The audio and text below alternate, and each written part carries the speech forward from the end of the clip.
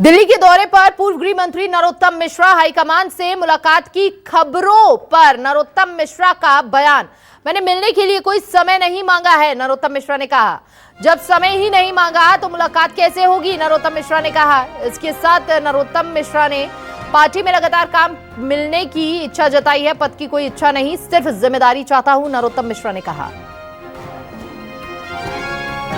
High command से मुलाकात की खबरों पर नरोत्तम मिश्रा का यह बयान सामने आया है। मैंने मिलने के लिए कोई समय नहीं मांगा, नरोत्तम मिश्रा ने कहा। दिल्ली के दौरे पर हैं पूर्व गृह मंत्री नरोत्तम मिश्रा। मेरे मित्र हैं आसाराम महिरवार जी, विधायक रहे हमारे नदिया जिले से। उनके स्वास्थ्य को देखने आया था, समय मांगा नहीं है किसी से और मिलने का भी कोई विचार नहीं है। तो आपसे कह रहे होंगे वो सही बता पाएंगे। मेरी जानकारी में इस तरह की कोई बात नहीं, मांगा ही नहीं है तो मिलेगा कहाँ से। ये कहा जा रहा था कि नितिन नवीन जी से भी आप मुलाकात कर। बिल्कुल नहीं मुलाकात करी, न समय मांगा है अभी तक। पाल जाने की योजना जैसे रिजर्वेशन देता है चला जाता है, अगर और मगर का कोई जवाब नहीं होता है और संभावनाओं को प्रतिक्रिया व्यक्त नहीं की जाती। अगर ऐसा होता तो ऐसा होता है, इसमें क्या है। पार्टी ने जो सोचा है सही सोचा है, ठीक सोचा है। मैं ऐसा मानता हूँ कार्यकर्ता के रूप में, अभी पिछले 2.5 साल से हूँ, आगे भी कार्यकर्ता के रूप में रहना चाहता हूँ। पार्टी काम देती रहे, जैसे लोकसभा में ज्वाइनिंग टोली का बनाया, जैसे महाराष्ट्र चुनाव में महाराष्ट्र भेज दिया था, दिल्ली चुनाव में दिल्ली भेजा था, बिहार चुनाव में बिहार भेजा, ऐसे प्रदेशों में चुनाव में काम के भेजते रहे। बाकी किसी पद की इच्छा नहीं। जो आपको बता रही है वो इंटेलिजेंस कैसे होगी।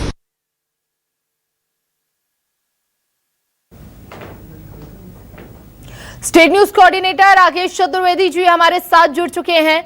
राकेश जी, पूर्व गृह मंत्री नरोत्तम मिश्रा दिल्ली पहुंच चुके हैं। हाईकमान से मुलाकात की खबरों पर नरोत्तम मिश्रा हालांकि बयान भी देते हुए नजर आए कि उन्हें किसी भी पद का लालच नहीं है, मैं काम करता रहूंगा। क्या मायने निकाले जाए उनके दिल्ली पहुंचने के, उनके आला कमानों से मुलाकात के और साथ ही साथ अब इस बयान के? देखिए, बिल्कुल नरोत्तम मिश्रा मध्य प्रदेश के पूर्व गृह मंत्री दिल्ली में हैं और दो बड़े इनपुट हैं। पहला इनपुट ये है कि नरोत्तम मिश्रा आज भी यानी दूसरे दिन भी दिल्ली में ठहरे हुए हैं, दिल्ली में रुके हुए हैं, यानी आज का दिन बेहद ही खास रहेगा मुलाकात होती है तो। दूसरे इनपुट की बात करें, नरोत्तम मिश्रा ये खुद दावा कर रहे हैं गुरुवार रात में कि पहले दिन जब वो दिल्ली पहुंचे थे तो उनकी वो जो मुलाकात का चर्चा, मुलाकात का जिक्र है, ऐसा कुछ नहीं हुआ है। और इसका कारण वो बता रहे हैं कि उनकी ओर से मुलाकात के लिए समय नहीं मांगा गया है। वो जो अन्य काम से दिल्ली पहुंचे हुए थे, ऐसा नरोत्तम मिश्रा दावा कर रहे हैं। लेकिन नरोत्तम मिश्रा का दिल्ली में दूसरे दिन भी रुकना, दूसरे दिन भी ठहरना, इस बात की चर्चा जोरों पर है कि नरोत्तम मिश्रा की दिल्ली हाईकमान से आज मुलाकात हो सकती है। अब नरोत्तम मिश्रा मुलाकात के लिए समय मांगते हैं या दिल्ली हाईकमान की ओर से उन्हें बुलाया जाता है, ये फिलहाल अभी अटकलों का ही दौर है। लेकिन नरोत्तम मिश्रा का दिल्ली में होना एक पूरे मध्य प्रदेश में चर्चा का विषय बना हुआ है, क्योंकि हम पूरे घटनाक्रम की बात करें, जिस तरह से दतिया उपचुनाव के नतीजे निकलकर सामने आए और बीजेपी, मध्य प्रदेश बीजेपी की ओर से पूरी दतिया की कार्यकारिणी भंग की गई। और जो रिपोर्ट है, एक बड़ी खबर इस बीच ये भी है कि जो बीजेपी ने अपनी रिपोर्ट तैयार की है, उस रिपोर्ट में अंदर खाने की खबर है कि भीतर खात का जिक्र है और ये रिपोर्ट दिल्ली पहुंच चुकी है। रिपोर्ट दिल्ली पहुंच चुकी है। मध्य प्रदेश के मुख्यमंत्री डॉक्टर मोहन यादव भी कल दिल्ली में थे और नरोत्तम मिश्रा भी कल से दिल्ली में रुके हुए हैं और आज उनका दिल्ली में होना ये बड़े चर्चा का विषय बना हुआ है कि नरोत्तम मिश्रा की क्या आज मुलाकात होगी। हालांकि नरोत्तम मिश्रा कह रहे हैं कि एक समीकरण को भी आप समझाइए।